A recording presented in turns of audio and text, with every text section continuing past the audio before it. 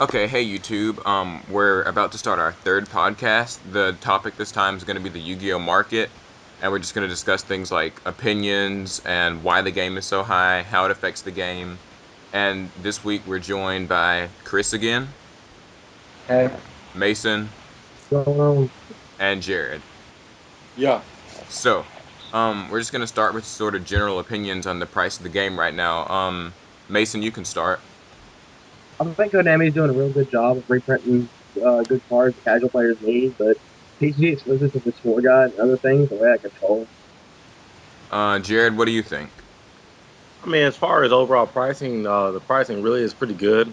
Right now, it makes it harder for everybody just to have the same deck. It's really, when you look at it, only a couple cards has really just skyrocketed. That's, of course, Blackluster and Tour Guide, but for the most part, everything else is affordable.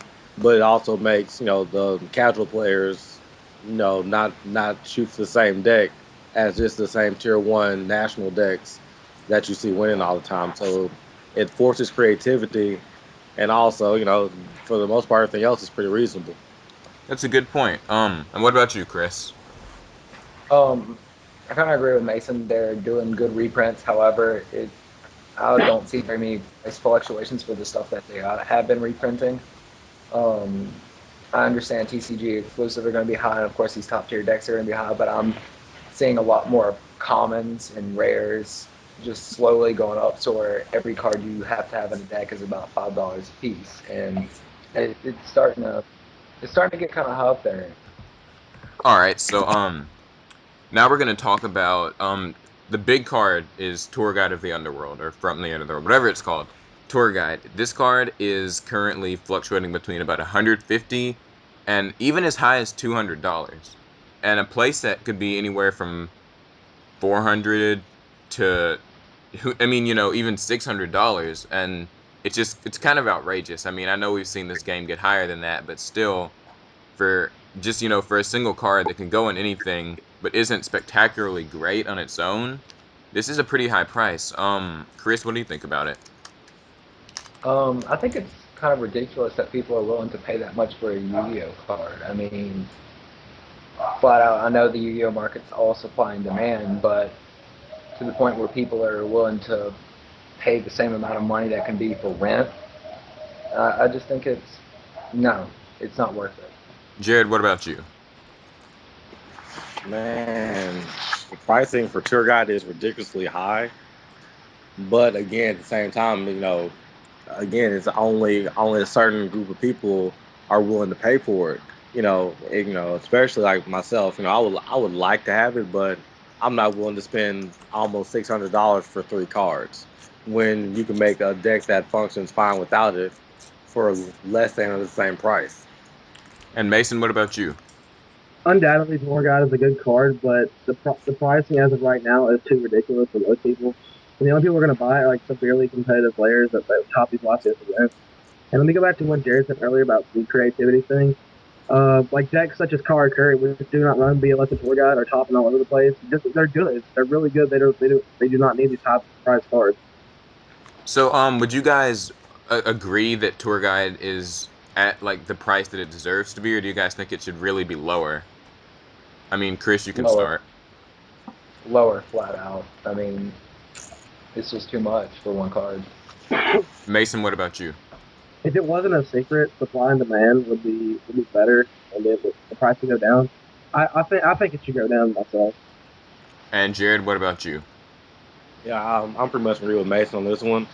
I'll say about I'll say about $100 would be a fair price, for the amount of advance that you get with a card like that. But 200, 150 is just way too much. That's just overpricing.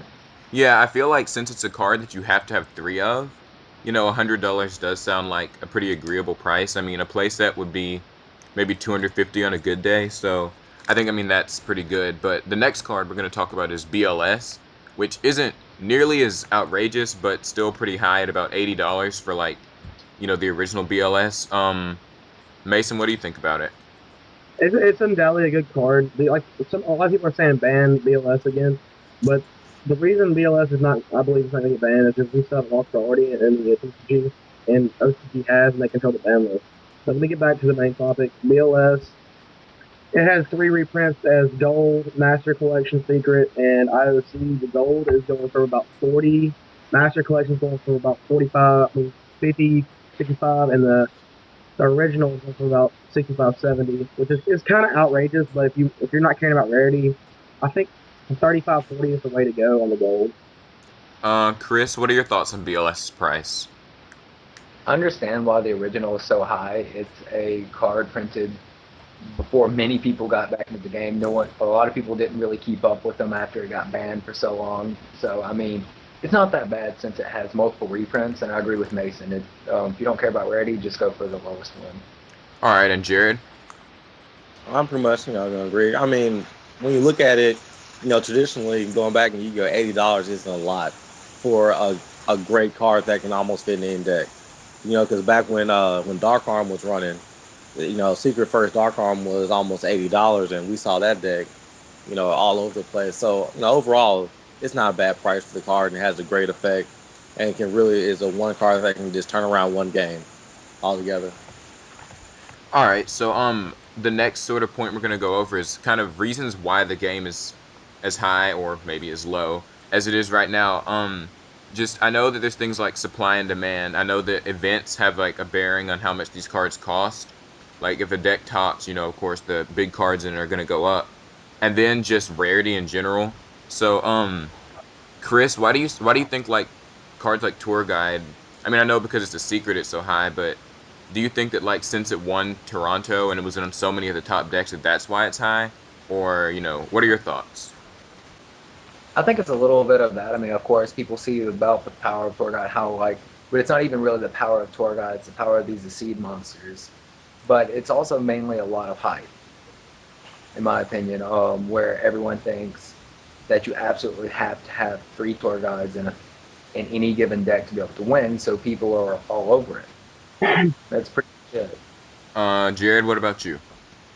Um, in my opinion, as far as with Tour Guide, it's a little bit of both. The fact that it's a winning card, and also it is a secret word, so of course it's going to be higher than everything else. But at the same time, you have to look at it that Tour Guide, you can put Tour Guide in any deck, and it's a viable option. It's not a dead draw, and no matter what variant you're playing, whether it's Tour Guide Plants, Tour Guide Zombies, or just a straight TG, you can throw Tour Guide in any deck. So of course, when you have a card that is that versatile and gives you that much advantage, it's going to be a higher end card. It's going to cost more. So Mason, what about you? I think Torii is reaching its highest point because 85% of all the tops ran it. Like Torii gives you so much advantage. Like Jared said, it's versatile in almost every deck, and it's probably second to Sang and Set Crush as first best first turn opening play. All right. And something Chris pointed out earlier is how just even the price of things like commons and rares has gotten to a point where most commons you need for like any given deck are like $5, and there are rares that are like 10. I've even seen 15 for stuff. Chris, like maybe you can explain more and tell your thoughts on that. Um, you pretty much explained it all, but I think it's more of just these, I guess, higher tier decks like the TG stuff. A lot of the TG commons aren't worth a lot, but it's old prints, even sometimes staples. Right now, people are putting the structure deck staples at a lot right now because the structure deck has apparently been stopped being printed. It's just seems like people are just pricing them to price them Yeah, at like that point. yeah, Mason. I saw, or I guess this is for everybody, but I was on just trolling Toad. I saw Common Thunder King 9.99. I understand that it's supposedly a short print card, but I mean it's still a common. Like, what are your thoughts on that, Mason? Yeah, I think it's why I was Risen so much. It's such a good counter card to decks such as like agents or and anything that searches. And like 2 days ago, I was looking up and we were looking at the prices for the new Legendary Collection. And we went back and looked at the Cybernetic Revolution Cyber Dragon, the Super. It's like $5. And then we looked at the Machina Mayhem Structure Deck Cyber Dragon. The common is $5. I think it's because all the cards very hype lately, but the prices are kind of getting out of control. Yeah, Jared. Like, what do you think of just these commons and rares that are like $5 and $10? I mean, what are your thoughts? I mean, overall, it really just depends on the common. Like you said, cards like Thunder King and Judgment, I can understand when the original print is almost a $30 card. Of course, when you reprint it, even all the way down to common, when you're looking at a third of the price, it's really not as bad. But like Mason was saying, when you're looking at stuff like Cyber Dragon, MST, and Dark Hole, when they're almost $5-6 for this regular stable card that goes in anything, that really is not a effective counter like Thunder King would be. It doesn't make any sense. But some of them I can understand. But for the most part, it is really out of control. All right, and the last part for this first topic is the price of an extra deck right now. Because so many decks right now use pretty much the same extra deck, the same synchros, and those same few XYZ monsters. You've got like Cadastor, the gotta have Brionic, things like that. And their prices are like, what is Cadastor right now? 20, give or take? And Brionic is anywhere from 30 and up, depending on who you're talking to. So I mean, and since every deck has to use a lot of the same synchros, it basically makes it to where to make anything, you have to either already have an extra deck or have to dish out more money on your extra deck than the actual main deck itself. I mean, what do you think of that? Jared, you can start. Uh, Man, price on extra deck is ridiculous. Because, example, my extra deck alone is almost four to $500, and that's just by itself. And when you look at it, half half my extra deck I can just swap out into any deck that I'm playing with. It's really depending on your deck, you may have one or two this synchros or exceeds that may be different, but everything else is just a standard build. Stardust, especially right now, TD Library Magician, Roach. It's just really it's out of hand. It back when synchros first came out, an extra deck maybe was $100 at most, but now it's almost quadrupled. It's really is out of hand. Mason, what do you think of that? Yeah, I pretty much agree with Jared. The price of the extra deck is very extravagant, but you got to remember, like any deck that you play, most of your extra deck is going to be transferable, unless you go from like a radical change from like your current card curry. Like let's go back to that card curry. Like maybe 3 weeks ago when they top or whatever, they were like your item was 5 and Fury was like 10. Now they've like jumped to high prices or whatever. But yeah, for the most part, they're transferable, but they're still really, really expensive. So this kind of has an effect though on newer players. Say I'm a newer player and I just want to start playing, sort of competitively, get a decent deck, and I want to make, let's say I want to make like a Karakuri deck. Karakuri is actually, I mean, a pretty cheap deck. Most of the commons are only a few bucks, and really the whole deck isn't very expensive. But to make it, I need to get a Brionic, I need to get a Scrap Dragon, I need to have a Stardust. So it's kind of hard, like it gets kind of a bad impression on the game, like for a beginning player that to play somewhat competitively, they have to have these synchros that start at $20 and could go anywhere up to 50 or so. I mean, Chris, like, what do you think of that? I think it's kind of ridiculous. I mean, some of these synchros aren't that bad. Like the Duelist Genesis synchros are fairly low. I mean, you can get Stardust for absolutely cheap, almost free. There's only a few of these archetypes and these hidden arsenal synchros that I've seen that are actually going up there. Not to mention stuff like TG. But I mean, it defers new players. But the thing is, if they want to put out the money for that or try to trade, I mean, that's up to them, really. All right. So for our next sort of point is going to be the effects of pricing, unlike the game itself. How does it affect vendors? How does it affect players? And how does it affect like, competitive tournaments like YCS events? I guess we'll sort of start with like YCS. Like, if tour guide is $500 for a playset, give or take, how many people can really even play a tour guide deck in a competitive tournament? And like, how would that, affect the metagame if even if tour guide's good, if not everybody can have it, then it won't necessarily show up that much. Mason, maybe give us some thoughts. Yeah, it won't show up that much, but the advantage that it gives the player helps them out a lot, which will I mean I'm not going to say it'll help them top, but I guess in a sense it would. So given that sense, the price is a deterrent, but for some people they'll still buy it and want and follow everybody else at top and try to top. Um, and another thing is just, well, like at locals, say we're at our locals, and like a player wants to make a fiend deck. He knows nothing about the meta game. He's just maybe 10 years old. He wants to make a little fiend deck or whatever, and so he's like, oh, well, this is this card called Tour Guide from the Underworld. It summons a fiend for my deck. Ooh, that sounds good. So he wants to put like a copy of it or two in his deck. He doesn't really know anything about the meta, so he goes and he finds out that Tour Guide is worth nearly $200. I mean that kind of looks bad. Like, wouldn't you agree, Jared? What are your thoughts on that? I mean, as far as with pricing, especially for someone younger who's really not competitive, it really is pretty hard and pretty challenging for them. But for the most part, really for the past three sets, I would say Konami really has been pushing Yu-Gi-Oh to be a lot more competitive the way it used to be. So I mean, as far as like say for example with locals, I'll say maybe two, and you guys may correct me if I'm wrong. Maybe about two or three people who actually have a play set of actual tour guides. And but even though they have the cards in the deck, they don't win every week. So even though you have this great $200 card, it doesn't guarantee a victory. You also have to you have to know how to play with the deck. All right, and Chris, what are your thoughts on just like how these prices affect what people can play and how well they do? I mean, of course, I mean, no kid's parents is gonna let them shell out $200 for a single card, unless they're absolutely stupid. But I mean, it makes it harder for the newer players to really get in. I think it just really discourages them. But I'll agree with Jared. It doesn't guarantee that you're going to win. It doesn't guarantee anything except for the fact that you have a $200 card.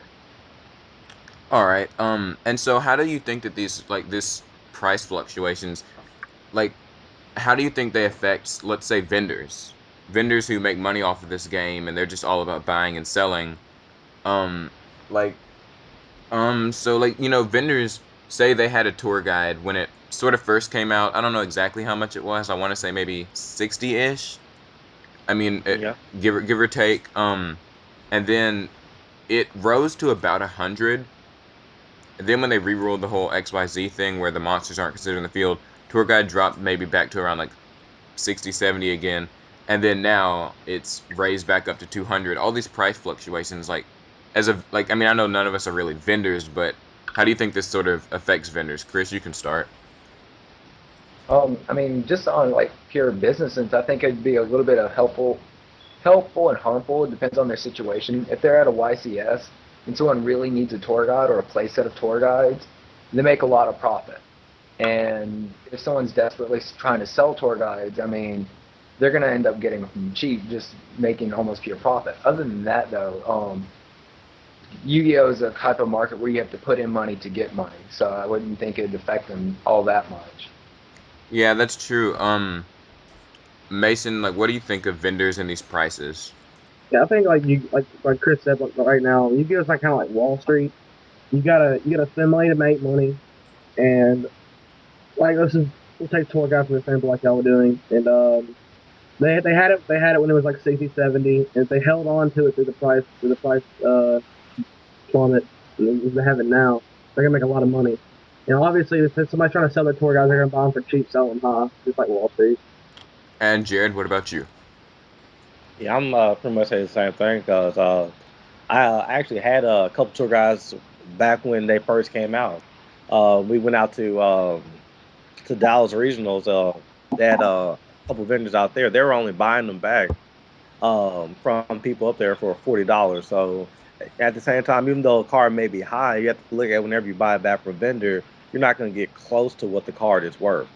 So if it's $200, they're probably going to give you 125 for it. So even if the price does drop on it, they're they're not going to have that much of a loss because they're not coming close to buying the actual card at full value. Okay, and sort of our next point is going to be where the prices of these cards are going to go in the future. Where do we see cards like Tour Guide going? Because there's cards like Rescue Cat, Rescue Rabbit coming out, soon. I know right now it's hyped to be about 80, sort of give or take. Do you guys think that Rescue Rabbit will end up raising in price to a tour guide level, or just maybe even decreasing or staying the same? Mason, you can start. I think initially Rescue Rabbit will be a high price due to hype, but after people start realizing the holes in its design, it'll go down. Speaking of tour guides, I think its price is going to be constant as long as YCS tops are constant. Uh, Thunder King Rilo, I believe, will always be constant due to every deck searching and adding because its potted duality is really good right now. Thunder King stops that. Leviair, I think it's depending on tour guide. Its price. All right, Jared, what about you?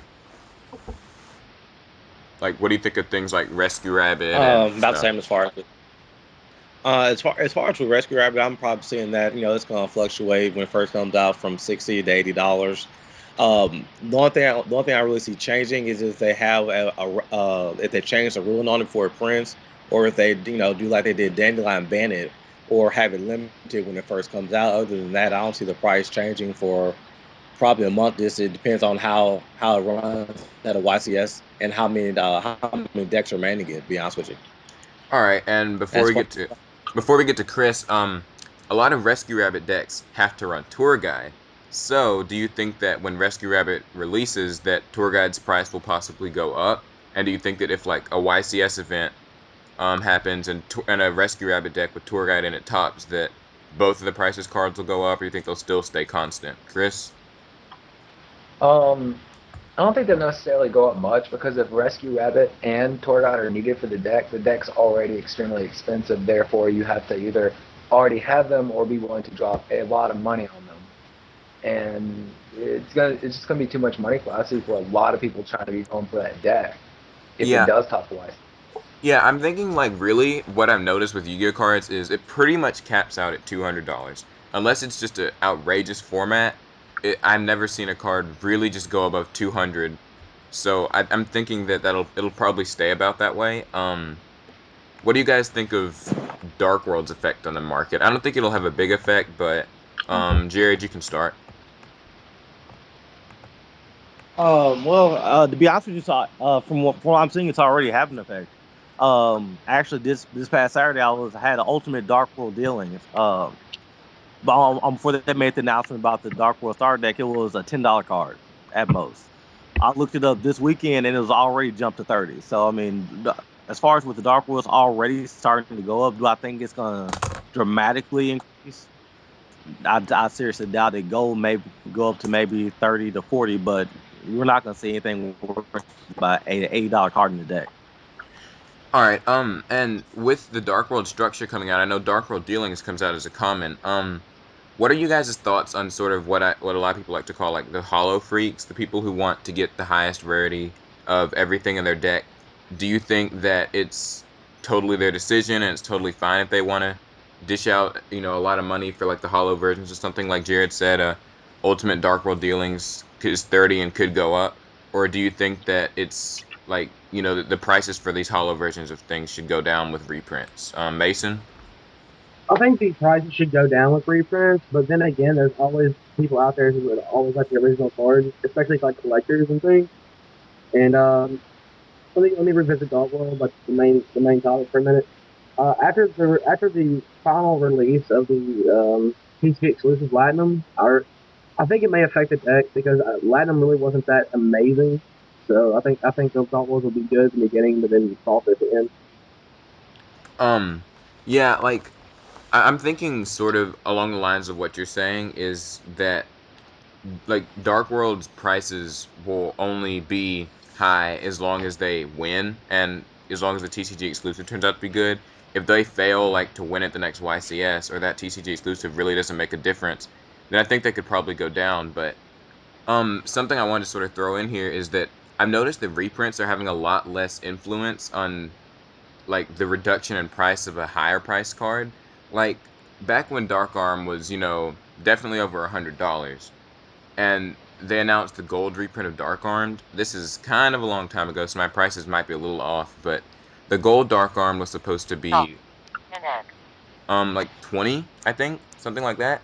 and then Secret Dark Arm went down to about like 80 or 90, and like that was at least $50 down from what it was. But now reprints seem like they really barely affect prices at all. I mean, like we just got a common Thunder King, and the price of a normal Thunder King hasn't dropped a bit. I mean, and it's the same for a lot of other cards. It seems like reprints are really barely affecting anything anymore. Chris, why do you think that is? Maybe. I honestly think it's because it's the potential of the card, and people said, because this card is good, I should be able to charge $10 for it, and this one is still the original, therefore I should be able to charge so much more for it. I think it should be either the reprint causes the original to drop and every reprint thereafter, or the complete opposite effect where the normal stays at its original price, but the reprint is absolutely cheap because nobody wants it. Mason, what about you? I absolutely agree with Chris. That's a scenario that's going on right now. Nobody wants the common because everybody everybody sees the allure of the secret or gold Thunder King, and they're used to that because Thunder King's been out for a while. So I'm gonna completely agree with Chris on that. And Jared, what about you? Yeah, I'm pretty much agreeing with Mason and Chris on it. Especially me first. I always want the highest rarity. I will rarely go to a common reprint or something if I can get it super or ultimate or secret. But at the same time, it also really depends on how usable that card is. Because the only reprint that actually stayed cheap was Ocean. I'm not Ocean. Absolute Zero. Absolute Zero was a $30 card, and when it was reprinted, they both dropped by $10, and the Super's only worth about $5 now. But everything else reprinted really had no effect. Everybody thought Paduati was going to drop to a $30 card secret, but it's still sitting at about 80 now. So it definitely has no change on the prices for the more recent reprints. So you guys, like, I know there's some cards that, what are you guys' thoughts on cards that are expensive but really probably shouldn't be as expensive as they are? The example I like to use a lot is Glow Up Bulb, which was released in what, Duelist Revolution, or no, some set like right after that. Um, it's, what is it, $40 to $50 right now? I mean, I Yeah. guess 50 kind of at most. Like, but yet it as a card isn't really all that like super game influencing. I mean, what do you guys think of cards that are just like priced higher than they really seem like they should be? Chris, you can start. It's all the player's fault at that point. If they're willing to shell out more money for a card than it's worth or its potential is worth, then they deserve to be charged that much. However, if pretty much people would just kind of realize, hey, this card is too expensive and not buy it, people will have to drop their prices. So it's pretty much our fault. Yeah. And Jared, what do you think of like these cards that are like $50 but really seem like they should only be at least like something around 20?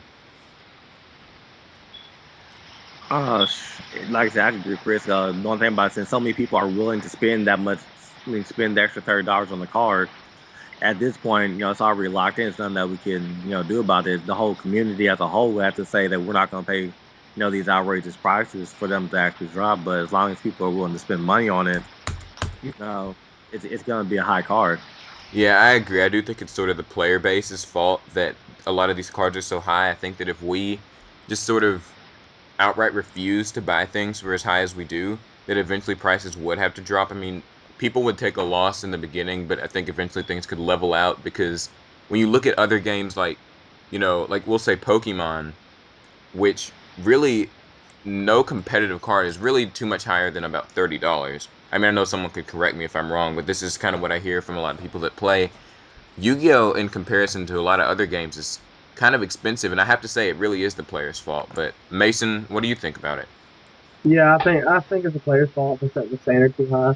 But if we talk about a card like Glow Bulb, I can see why it's so much. It's a combo piece. Like you would like it alone, it doesn't do much, but as a whole combo, like a patchwork process, it allows some more options to go. But yeah, like it's like other cards, it's the community's fault for the price hike. Um, and sort of another little quick point is, what do you guys think of Konami's how they handle the price of this game? I mean, it seems like it doesn't really bother them a whole lot, But what I've noticed is Pot of Duality was a super rare in Japan. But when Konami saw the hype that it was producing on like sites like Pojo, because they do post there, they do look at what we post there, the people that post on Pojo, and they made it a secret because of the hype. And the same thing happened with Rescue Rabbit. Rescue Rabbit was supposed to be a rare, and now it's a secret because of hype. Like, what do you guys think of Konami's, the way they sort of handled the price of this game? Mason? Konami, as the home country Japan, they're not doing a bad job. They're making it equal for their players. But TCG over here, they're money hungry. That's how I want to put it. Yeah, after they sell their cards, they don't give a hell anymore. They'll let the vendors handle it. They act like it's not their problem anymore. So that's basically how that goes. Yeah, Jared, what about you? What do you think of Konami's, how they run this? It's really pretty shocking because whenever Konami first took over, everything dropped in price, and it was dropped for about 2 months, for about 2 sets. But then, really, after when Paduati was the start of it, once that set came in, everything just came back to how it was with UDE when everything was just super high for the top tier decks. So it's like now that they're just looking at how to make a profit in it, and not how it is in Japan where Solemn Warning is a common where it's an easy card to get, but over here it's a $80 to $100 card. Yeah, I've also noticed Konami sort of shifting away from, or more slowing down the rate of reprints. Like, do you remember, I mean, you guys might remember, back when Konami sort of first took over the game, about 4 or 5 months after that, a lot of reprints came out in a really short amount of time. Like, I'm thinking this was early 2010, maybe summer 2010, where we got, like, D-Prison, a card that no one, I mean, D-Prison was just that card that not just many people just didn't have it. I mean, only a few people had it, and almost no one had a playset of it. And Konami just said, "Oh, hey, we're reprinting it." Same thing with cards like Dark Bribe, and just a lot of cards that were really, really high, and Konami, or really just elusive cards that no one saw, and Konami was reprinting them like one after the other. But now I've noticed that they sort of slowed up on the reprints, and a lot of the reprints aren't as good of cards as they used to be, or they're taking their time with these reprints. Like, Duality came out reprinted about a year after it was released. Chris, like, what are your thoughts on this, like their reprint process and how it's changed? So far they've been doing an okay job. I mean, the next tens that are coming out, we have good reprints. They've reprinted Duality actually a lot sooner than I expected. Um, the only problem I have with Konami really at this point is that they seem to acknowledge that there's a competitive scene by changing these rarities and keeping some reprints away from us so they can make more money, yet not giving us good tournament support, good prize support, good judge support, or anything of that matter. But I mean, as reprints go, they're doing an okay job now. They're reprinting everything that needs to be reprinted. Jared, what about you? What are your thoughts on it? The reprints, I mean. Well, as far as with reprint, I agree with Chris. They're doing pretty good because every card does not need to be, just constantly reprinted. Like as soon as it comes out, like if Tour Guide was reprinted in the next 10, it would be the whole meta would be destroyed. It would be overrun by Tour Guides. So I mean, at the same time, they are doing it at a decent Someone is rate trying to contact you. where It is Jeffrey where Lynn McKinney. everybody's not running the same thing. Because if they reprinted it the way that they started at first, everybody would have the same. So it does, give it a little bit of control in the meta where everybody can't afford to do the same thing. And finally, Mason.